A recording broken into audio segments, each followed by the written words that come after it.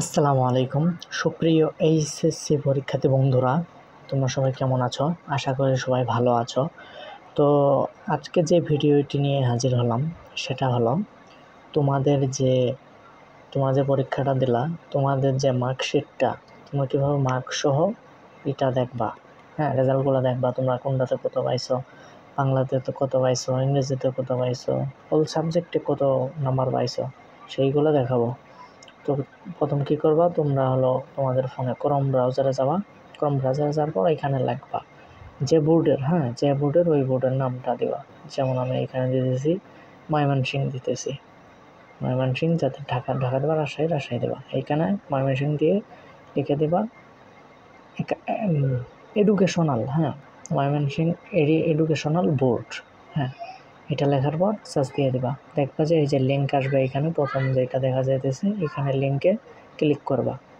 লিঙ্কে ক্লিক করার পর তোমাকে ভিতরে নিয়ে যাবে। এখানে একটু লোড হতে পারে, অনেক সার্ভারে অনেক সময় হওয়ার পর এই জন্য আর কি, অনেক সময় সার্ভার লোড হবে না, এই জন্য লোড নেয়। এইখানে দেখো অনেক কিছু যত প্রকার এখানে সুযোগ করা আছে, তোমার কাজ যদি থাকে এখান থেকে অনেক কাজ করতে পারবা। যেমন কী করবো, এই যে এখানে এসএসসি রেজাল্ট 2025, আমরা এখানে ক্লিক করে দেবো। এখানে ক্লিক করে দিলে এই যে এখানে ভিতরে নিয়ে আসবে। ভিতরে নিয়ে আসার পর এইখানে মনে করো যে রেজিস্ট্রেশনটা দিতে হবে। রেজিস্ট্রেশন নাম্বার যেটা আছে তোমার রেজিস্ট্রেশন নাম্বারটা এখানে দিবা।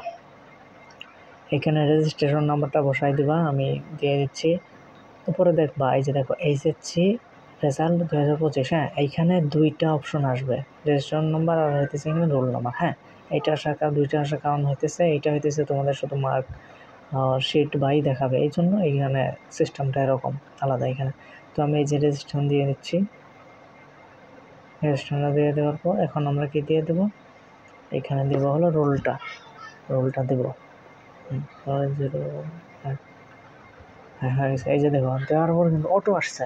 দেখো এখানে অটো আসছে, ক্লিক করবো না, লাগে না, এখানে অটো আসছে। এই যে এখানে তোমাদের রেজাল্ট যা আছে, তোমাদের এই যে টোটাল মার্ক, কোনটাতে কত পাইছো, সবগুলো এখানে দেওয়া আছে। এই যে নাম, তোমাদের নাম, তোমাদের বাবার নাম, মায়ের নাম, স্কুলের নাম, কলেজের নাম, এইখানে সব কিছু এইখানে আছে। তোমাদের সাবজেক্টগুলো, এইগুলা তোমাদের যা আছে সকল সার্টিফিকেট এখানে সব দেখতে পারবা। তো অন্যান্য যারা আছো, তোমাদের অন্য বোর্ডে যারা আছো, তারাও কিন্তু দিতে পারো কি, যেমন ঢাকা লিখে দেবা। ঢাকা দেওয়ার পর এখানে সার্চ করবা যে ঢাকা এডুকেশনাল বোর্ড, বা রাজশাহী এডুকেশনাল বোর্ড, বা তোমার এই যে সিলেট এডুকেশনাল বোর্ড, এইগুলাই করবা। তো এইখানে আমার এইটা আমি পিডিএফ করে সেভ করে নিতেছি। এখানে যেটা সার্চ দিয়েছে এটা আমি সেভ করে নিতেছি।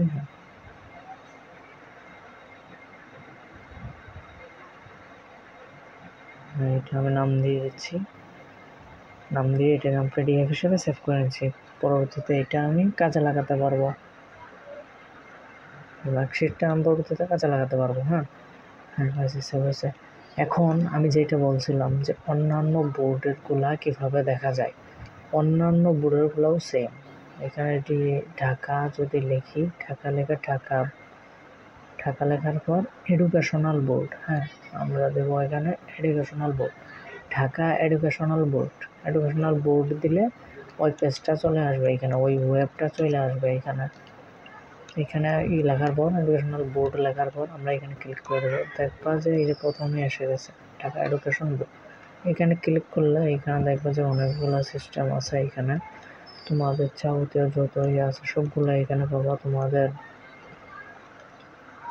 রেজাল্ট দেখতে পারবা, মার্কশিট তুলতে পারবা, সব কিছু এখানে করতে পারবা। আর যাবতীয় যে এইগুলো আছে এইখানে সব কিছু তুমি এইখান থেকে কি করতে পারো, জাতীয় তোমার মনে করো যে তারপর এসএসসি এইগুলো, এই যে ভূমির বৃদ্ধি, এখানে অনেক আছে।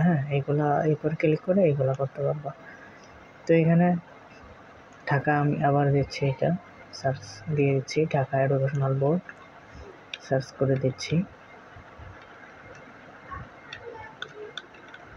এখানে দেওয়ার পর দেখবা যে এই যে আসছে, এখানে ওই টাকাটা আবার আসছে, ঢাকার ইয়েটা।